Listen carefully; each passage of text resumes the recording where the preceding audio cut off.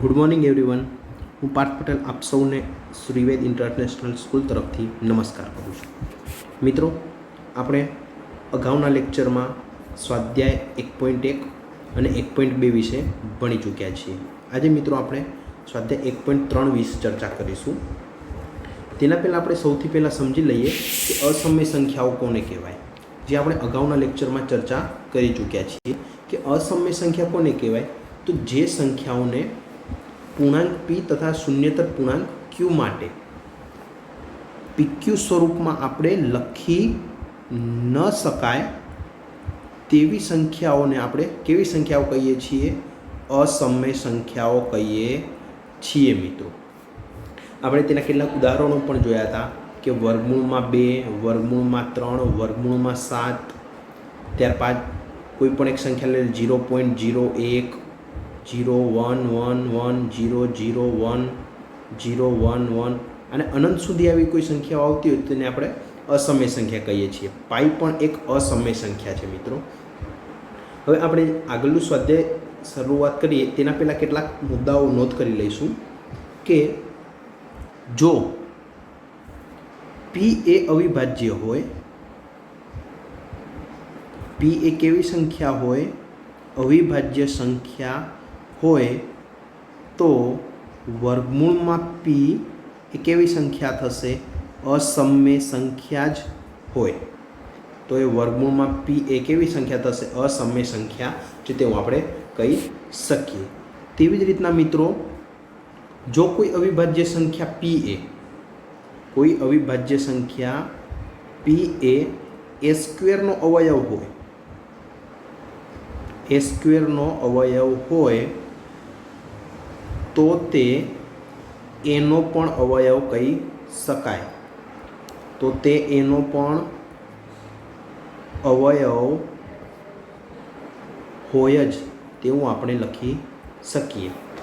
ફરીથી બે મુદ્દા વિશે જોઈ લઈશું કે અહીંયા પી અવિભાજ્ય સંખ્યા હોય તો વર્ગમૂળમાં પી એ કેવી સંખ્યા થશે? અસમય સંખ્યા। અને પી એ સ્ક્વેરનો અવયવ હોય તો તે એનો પણ અવયવ હોય જ, તે આપણે મગજમાં યાદ રાખવાનું છે મિત્રો। તો ચાલો હવે જોઈએ સ્વાધ્યાય 1.3। તો મિત્રો, હવે આપણે જોઈશું સ્વાધ્યાય 1.3। તેની અંદર આપણે પહેલો જ દાખલો છે આપણને આપેલો છે કે સાબિત કરો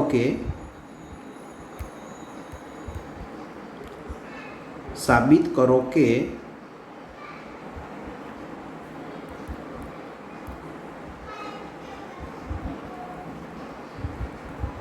વર્ગમૂળમાં 5 અસમય સંખ્યા છે, એટલે કે અસમય છે તેવું આપણે સાબિત કરવાનું છે।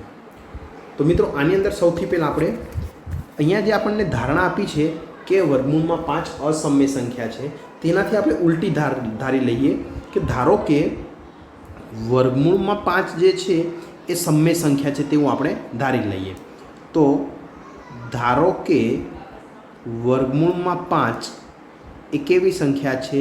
સમય સંખ્યા છે તેવું આપણે ધારી લીધું છે। બરાબર છે મિત્રો। હવે એક વસ્તુ ખાસ યાદ રાખીએ કે આથી આપણે અહીંયા જે વર્ગમૂળમાં 5 અસમય સંખ્યા ધારી છે તેનાથી પરસ્પર અવિભાજ્ય પૂર્ણાંકો એટલે કે એ અને બી એવા મળે કે જેથી વર્ગમૂળમાં 5 બરાબર શું થાય? એ ભાગ્યા બી થાય। આમ હવે અહીંયા જે વર્ગમૂળમાં 5 બરાબર એ ભાગ્યા બી આપેલો છે એને બંને બાજુ વર્ગ કરી લઈએ, એટલે કે બંને બાજુ વર્ગ કરતા, તો બંને બાજુ વર્ગ કરીએ તો શું થાય? તો વર્ગમૂળમાં 5નો વર્ગ કરીએ તો 5 થઈ જશે અને અહીંયા એનો વર્ગ ભાગ્યા શું થઈ જશે મિત્રો? બીનો વર્ગ। આમ આપણે એવું કહી શકીએ કે 5 એ સ્ક્વેરનો અવયવ છે તેવું આપણે કહી શકીએ। બરાબર છે મિત્રો। પરંતુ હવે એક વસ્તુ ખાસ યાદ રાખજો કે 5 એ સ્ક્વેરનો અવયવ છે, પરંતુ 5 એ કેવી સંખ્યા છે? 5 એ અવિભાજ્ય સંખ્યા છે, તે આપણે બધા જાણીએ છીએ। આમ 5 અવિભાજ્ય સંખ્યા હોય તો જો 5 એ સ્ક્વેરનો અવયવ હોય તો આપણે ઉપર શીખી ગયા છીએ કે જો 5 અવિભાજ્ય સંખ્યા p એ a સ્ક્વેરનો અવયવ હોય તો તે એનો અવયવ હોય જ. આમ આપણે એવું કહી શકીએ કે અહીંયા 5 એ સ્ક્વેરનો અવયવ છે અને 5 એ અવિભાજ્ય સંખ્યા છે. તેથી શું થાય, તે 5 એનો પણ અવયવ થાય. એટલે 5 શેનો અવયવ થશે, એનો પણ અવયવ થાય તેવું આપણે કહી શકીએ. એટલે કે એનો પણ અવયવ છે તેવું આપણે લખી શકાય. હવે ધારો કે આપણે એનાથી ઉલટું વિચારીએ થોડુંક, કે ધારો કે a બરાબર 5c છે, બરાબર મિત્રો. જ્યાં c એ આપણે શું લઈ શકીએ, એટલે કે c બરાબર શું છે, કોઈક પૂર્ણાંક છે તેવું આપણે લખ્યું છે અહીંયા, બરાબર છે મિત્રો. તો હવે અહીંયા જે a is equal two 5c આપેલા છે તેને બંને બાજુ વર્ગ કરી દઈએ. એટલે કે બંને બાજુ વર્ગ કરતા આપણે બંને બાજુ વર્ગ કરી દઈએ તો શું થશે, અહીંયા a square is equal to 5નો વર્ગ 25 અને અહીંયા c સ્ક્વેર થશે. હવે અહીંયા a is equal two 25c square આવે છે મિત્રો. હવે ઉપર આપણે જોઈ ગયા છીએ કે અહીંયા જે a is equal two a square b આપેલો છે, આને આપણે a સ્ક્વેર કરતાં કરી દઈએ તો a square is equal two b square અહીંયા જતા રહે એટલે શું થશે, અહીંયા 5bનો વર્ગ થઈ જશે. ત્યારબાદ હવે આપણે અહીંયા આગળ જોઈએ તો અહીંયા જે a સ્ક્વેર આપેલો છે, a સ્ક્વેરની જગ્યાએ આપણે 5 અહીંયા જે આપેલું છે આપણને મિત્રો, a સ્ક્વેરની જગ્યાએ અહીંયા 5b સ્ક્વેર આપણે અહીંયા લખી શકીએ. તો અહીંયા લખીએ કે a સ્ક્વેરની જગ્યાએ 5bનો વર્ગ બરાબર 25cનો વર્ગ. હવે આપણે અહીંયા જે b આપેલા છે એ bને આપણે કરતાં કરી દઈએ તો b square is equal two 5 વર્ગમૂળની નીચે આવી જાય. એટલે કે અહીંયા 25cનો વર્ગ ભાગ્યા 5 એટલે અહીંયા છેદ ઉડી જશે એટલે અહીંયા 5 આવી જશે. આમ b square is equal to 5cનો વર્ગ આપણને મળે છે. આમ આપણે એવું કહી શકીએ કે 5 એ b સ્ક્વેરનો અવયવ છે તેવું આપણે લખી શકાય. પરંતુ મિત્રો અહીંયા યાદ રાખો કે 5 એ અવિભાજ્ય પણ છે.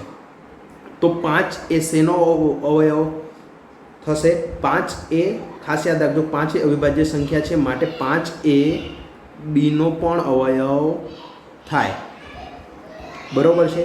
આમ બીનો પણ અવયવ થાય એટલે કે આમ આપણે એવું કહી શકીએ કે ઉપર આપણે અહીંયા બીનો અવયવ મળે છે 5 અને અહીંયા આપણને એનો અવયવ મળે છે. આમ a અને b બંનેનો સામાન્ય અવયવ કયો છે મિત્રો, 5 એવું છે આપણે લખી શકીએ. આમ a અને b નો સામાન્ય અવયવ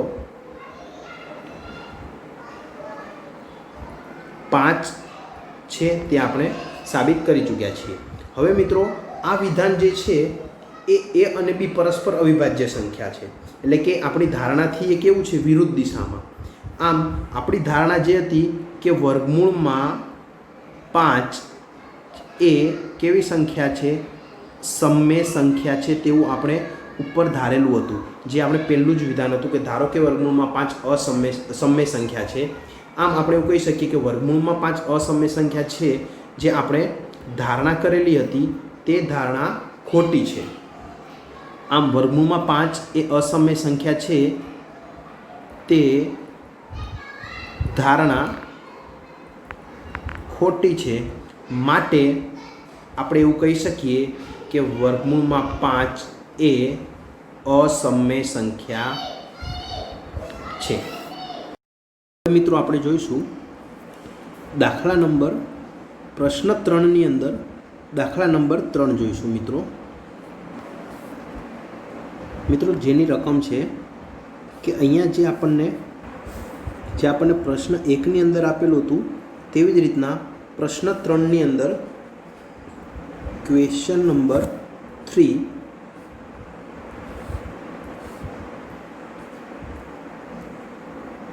એની અંદર પહેલો જ દાખલો જે આપણને 1 વર્ગમૂળમાં 2 આપેલા છે તે અસમમેય છે તેમ સાબિત કરવાનું છે. તો ચાલો જોઈએ 1/2 ને કેવી રીતના આપણે સાબિત કરી શકીએ. તો મિત્રો અહીંયા સૌથી પહેલાં આપણે સેમ ઉપરવાળા દાખલામાં કર્યું તો એવી જ રીતના ધારો કે વર્ગમૂળમાં 5 અસમય સંખ્યા છે, તો અહીંયા શું લખીશું આપણે? ધારો કે 1 ભાગ્યા વર્ગમૂળમાં 2 એ કેવી સંખ્યા છે? સમય સંખ્યા છે. તેનાથી આપણે ઉલટું ધારી લઈશું. એ કેવી સંખ્યા છે મિત્રો? સમય સંખ્યા છે. હવે આગળ જોઈએ તો અહીંયા 1 ભાગ્યા 2 છે, 1 ભાગ્યા વર્ગમૂળમાં 2, તેને આપણે a ભાગ્યા bના સ્વરૂપમાં દર્શાવી શકાય, જ્યાં a અને b જે છે એ આપણે અવિભાજ્ય પૂર્ણાંકો તરીકે લઈ શકીએ છીએ. હવે મિત્રો અહીંયા બંને બાજુ આપણે વર્ગ કરી દઈએ, એટલે કે અહીંયા લખી દઈએ બંને બાજુ વર્ગ કરતા. હવે મિત્રો બંને બાજુ વર્ગ કરીએ તો શું થાય? તો અહીંયા 1નો વર્ગ 1 થશે ને વર્ગમૂળમાં 2નો વર્ગ 2 થાય મિત્રો. ત્યારબાદ અહીંયા a² ભાગ્યા b² થશે. હવે અહીંયા b² જે છે તે બરાબરની આ સાઈડ આવી જાય તો ઉપર જતા રહેશે, એટલે કે b² ગુણાકારમાં 1, એટલે કે તેનો જવાબ આપણને 1 b² મળશે. જ્યારે 2 જે છે એ ભાગાકારની અંદર છે, બરાબરની આ સાઈડ આવે એટલે કે ગુણાકારમાં આવી જાય. આમ અહીંયા b² બરાબર આપણને 2a² મળે. આમ જે અહીંયા આ પદ મળે છે એ આપણે એવી રીતના કહી શકીએ કે અહીંયા જે b² મળે છે એ શેનો અવયવ છે? એ 2નો અવયવ છે તેવું કહી શકાય. એટલે કે 2 એ b² અવયવ છે તેવું આપણે કહી શકીએ. હવે એક બીજી વસ્તુ પણ જોવાની છે મિત્રો કે અહીંયા 2 આપેલા છે એ અવિભાજ્ય છે. 2 એ અવિભાજ્ય છે. આથી 2 એ શેનો અવયવ થાય? એ bનો પણ અવયવ થશે. હવે આપણે જોઈએ કે એક બીજી વસ્તુ ધારીએ. હવે આગળ જે આપણે ઉપરના દાખલામાં અહીંયા જે ધાર્યા હતા, ધારો કે a બરાબર 5c, અહીંયા આપણે b બરાબર 2c એવું ધારીશું, કારણ કે અહીંયા 2 આપેલા છે. એટલે કે અહીંયા ધારો કે b = 2c, જ્યાં c એ કોઈક પૂર્ણાંક આપેલો છે. હવે બંને બાજુ વર્ગ કરીએ તો હવે આપણે લખી દઈએ અહીંયા કે બંને બાજુ વર્ગ કરતા. હવે બંને બાજુ વર્ગ કરીએ તો શું થશે? અહીંયા b² = 2નો વર્ગ કરીએ તો 4 થશે અને c² થશે. આમ હવે અહીંયા એક વસ્તુ બીજી જોવાની છે મિત્રો કે અહીંયા b² બરાબર જે આપણે કેટલા લઈશું? b² બરાબર 2a² લેવાય. એટલે કે b² ની જગ્યાએ આપણે 2a² લખી દઈશું. તો અહીંયા b² ની જગ્યાએ 2a² લખીએ, જ્યારે અહીંયા 4c² છે. હવે અહીંયા 2 ભાગાકારમાં જતા રહે તો a² બરાબર 2 નીચે આવી જશે, એટલે 4c² ભાગ્યા 2. આમ અહીંયા છેદ ઉડાડીએ તો 2 દુ કેટલા થશે? 4 થશે, એટલે કે ઉપર આપણી પાસે વધે છે 2c². આમ a² = 2c² આપણને મળે છે. આમ જે આ સંખ્યા મળે છે a² = 2c², તેને આપણે જોઈએ તો a², હવે જે અહીંયા a² આપેલો છે એ પણ એ 2નો અવયવ થાય. માટે આમ આપણે એવું લખી શકીએ કે 2 એ a² નો અવયવ છે. પરંતુ 2 એ અવિભાજ્ય પણ છે, માટે 2 એ એનો પણ અવયવ થાય, એનો અવયવ છે. ત્યારબાદ આમ આપણે હવે જોઈ ગયા આગળના દાખલામાં પ્રશ્ન 1ની અંદર કે આવી રીતના બંને a² અને b, a અને b એ બંને 2નો અવયવ છે. આમ અહીંયા આપણે લખી શકીએ કે a અને b નો સામાન્ય અવયવ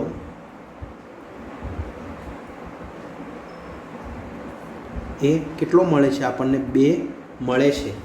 આમ આપણી ધારણા જે હતી તે ખોટી છે, એટલે કે a અને b એ પરસ્પર અવિભાજ્ય નથી, માટે આપણી ધારણા ખોટી છે. એટલે કે આમ આપણે એવું કહી શકીએ કે 1/2 એ કેવી સંખ્યા છે? અસમય સંખ્યા છે તેવું આપણે સાબિત કરી શકીએ. મિત્રો અહીંયા જે આપણે પ્રશ્ન 1 જે છે સાબિત કરો કે વર્ગમૂળમાં 5 એ અસમય સંખ્યા છે તે, અને અત્યારે આપણે જોયો જે પ્રશ્ન નંબર 3 એ પ્રશ્ન 1 અને પ્રશ્ન 3નો પહેલો એ બંને એક જ જેવા દાખલાઓ છે. અને મિત્રો હવે થોડુંક એનાથી અલગ જોઈશું. પ્રશ્ન નંબર 2 જેની રકમ છે સાબિત કરો કે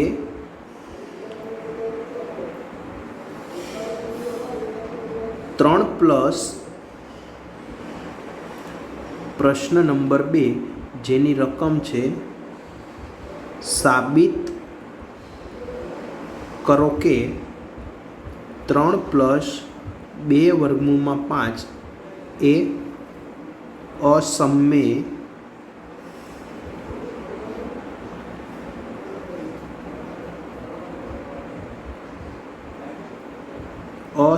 સંખ્યા છે તેવું આપણે સાબિત કરવાનું છે. મિત્રો દર વખતની જેમ આપણે જે રીતના ઉપરવાળા 2 દાખલામાં કર્યું તેવી જ રીતના અહીંયા પણ આપણે કરીશું કે ત્યાં આપણે શું લેવાનું છે? સૌથી પહેલાં ધારો કે એ 3+5 એ સમય સંખ્યા છે તેવું આપણે ધારી લઈશું. એટલે ધારો કે 3+2 √ 5 એ સમય સંખ્યા છે. તેનાથી આપણે ઉલટું ધારી લીધું છે. હવે 3+2 √ 5 એના બરાબર a/b કરીએ, જ્યાં a અને b એ પરસ્પર અવિભાજ્ય પૂર્ણાંકો છે. હવે આપણે જોઈએ તો અહીંયા 3+2 √ 5 બરાબર a/b આપેલા છે. હવે 3 બરાબરની આ સાઈડ જતા રહે તો માઇનસ થઈ જશે, માટે 2 √ 5 બરાબર a/b -3 થાય. હવે અહીંયા જે 3 આપેલા છે એ 3 અને આ બીનો આપણે લસા લઈએ તો અહીંયા 2 √ 5 = a - b આની સાથે ગુણાકાર થઈ જાય, એટલે કે 3b ભાગાકારની અંદર આવશે b. હવે મિત્રો જે અહીંયા 2 આપેલા છે 2 અને √ 5, હવે 2 ગુણાકારમાં છે તો નીચે જતા રહે એટલે કે ભાગાકાર થઈ જશે, એટલે કે √ 5 બરાબર a - 3b ભાગ્યા 2b થશે. આમ આપણે અહીંયા જોઈએ તો a અને b પૂર્ણાંકો છે, એટલે કે a અને b એ શું છે મિત્રો? પૂર્ણાંક છે. માટે અહીંયા શું થાય તો a - 3b ભાગ્યા 2b એ કેવી સંખ્યા થશે? એ સમય સંખ્યા છે. અને તેથી અહીંયા જે આપણને √ 5 મળે છે એ પણ કેવા થાય? સમય સંખ્યા થાય. પરંતુ √ 5 એ કેવી સંખ્યા છે આપણે જાણીએ છીએ. √ 5 એ કેવા છે? અસમય છે. √ 5 એ કેવા છે? અસમય છે. એ અસમય છે. આમ આપણે જે ધારણા કરી હતી કે 3+2 √ 5 એ સમય સંખ્યા છે તે ધારણા આપણી ખોટી છે. આમ સાબિત થાય છે કે 3+2 √ 5 એ અસમય સંખ્યા છે તેવું આપણે સાબિત કરી શકીએ છીએ મિત્રો. હવે મિત્રો આપણે જોઈશું ક્વેશ્ચન નંબર 3નો દાખલા નંબર 2.